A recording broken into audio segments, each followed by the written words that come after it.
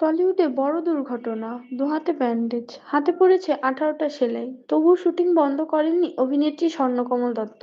ঠিক কি ঘটেছিল তার সঙ্গে জানলে অবাক হবেন। সম্প্রতি শুরু হয়েছে নতুন ধারাবাহিক শুধু তোমারই জন্য এর শুটিং। নতুন কাজের চাপ, তাই ছুটি নেওয়ারও সুযোগ নেই। এর মধ্যেই দোলের আগের দিন বাড়িতে ঘটে যায় ভয়াবহ দুর্ঘটনা।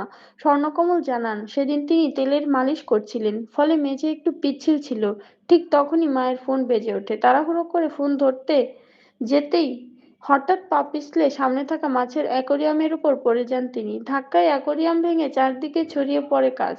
আর সেই ভাঙা কাচের উপরেই পড়ে যায় তার দুহাত। গুরুতর কেটে যায় আঙুল ও হাতের বিভিন্ন জায়গা।